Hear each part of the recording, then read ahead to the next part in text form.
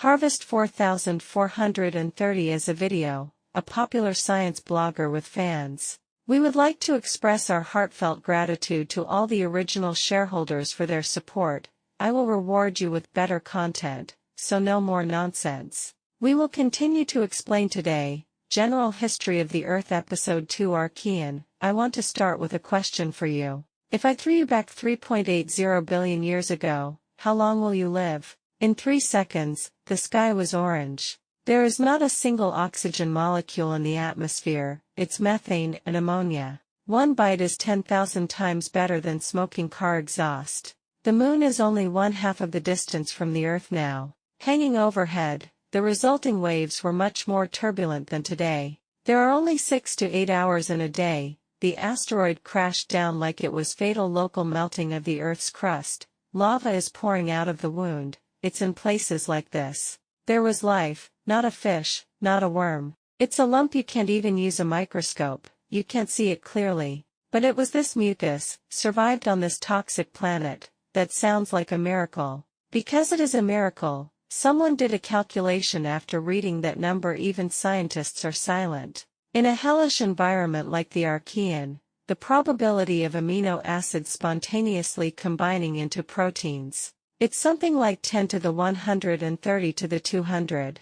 Do you know what the concept is? Even from the moment the universe was born until all the stars are burned out, not even a fraction of that probability, but it just happened. How did life come into being? The answer lies in one. Places you can never imagine: deep-sea hydrothermal vent. In the darkness thousands of meters below the sea, fissures in the Earth's crust are spewing hydrothermal fluid at temperatures as high as 400 degrees. The pressure is so high that it can flatten the submarine into a discus, but right on the edge of the vent, a few centimeters wide temperature transition belt miracle, iron ions and sulfides act as catalysts. Simple chemical molecules step by step are spliced into more complex chains. Amino acids appeared, nucleotides appear. Finally, a paragraph that can self-replicating RNA strands. Scientists call this stage the RNA world. This is the most crucial step before life is born.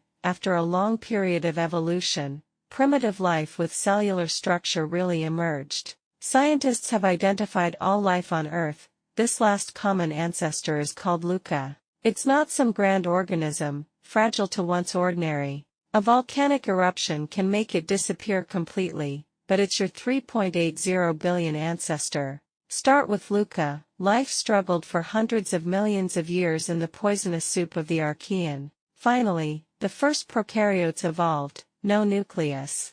1,000 times smaller than a speck of dust, but they are alive, they're multiplying. It's these insignificant little things. The next step will be in your own way. Little by little, transform the entire planet. About 3.50 billion years ago, a quiet revolution began. A microbe called cyanobacteria emerged. Don't be fooled by this name, it's not algae at all. It's bacteria. The structure is ridiculously simple, but he holds a card in his hand that is enough to rewrite the whole. The trump card of planetary fate: photosynthesis. It absorbs sunlight, water and carbon dioxide and you flush it out. That waste material is called oxygen. Notice the extreme irony of what happens next. The oxygen exhaled by cyanobacteria had a significant impact on the Earth at that time. It is highly toxic to all life forms. Everything was anaerobic back then. Seeing oxygen is like breathing in chlorine, mass death, and the algae themselves have no idea. They're just basking in the sun, just being alive while innocently breathing, while quietly ending the entire old world. But there's a greedy roadblock in the ocean. Iron ions dissolved in water. Iron has an almost abnormal affinity for oxygen. Cyanobacteria just spit out oxygen. It hasn't come to the surface yet. It was snatched away by iron ions, into iron oxide sink to the bottom of the sea, and that's how it works. Iron ions devour desperately. This silent war of attrition lasted 1 billion years. What is the concept of 1 billion? Dinosaurs went from existence to extinction in 165 million years, and this one without gunpowder smoke. The war has been fought 6 times over the oxygen that's been taken away by the iron ions. It ends up being layers of reddish-brown iron oxide.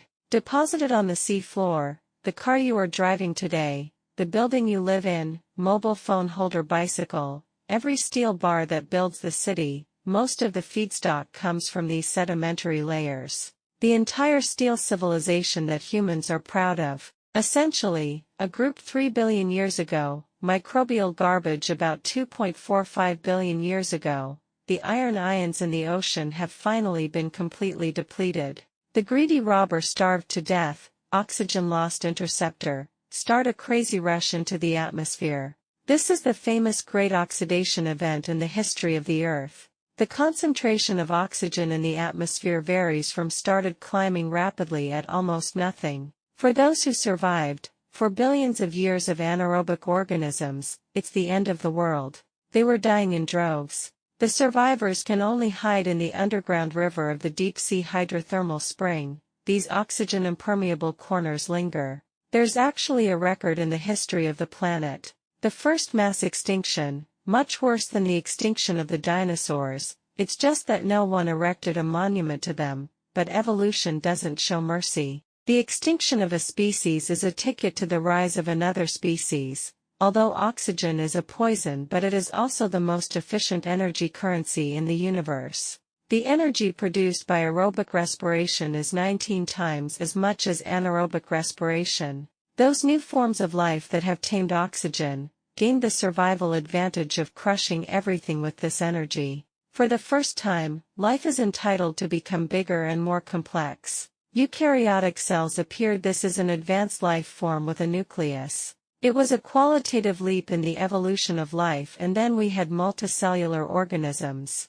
Evolution, until the Cambrian 540 million years ago, fourth stage, that an earth-shattering explosion of life. Every flower on the earth today, every bird, every beast, including you who are watching this video, go back to the source. All were the indirect beneficiaries of that mass extinction. At the same time, the concentration of oxygen in the atmosphere rises, methane and carbon dioxide are consumed in large quantities. The greenhouse effect is starting to wane. This one has been smoldering for 1.50 billion years. The fireball is finally starting to cool down. The sky slowly faded from a eerie orange-red to a gray-blue. The ocean slowly moves from a highly acidic toxic soup became what it looks like today, the Archean, the longest and darkest in the history of the Earth. The era has thus come to an end, but you thought what came next was a sunny new world? No, once the greenhouse effect collapses,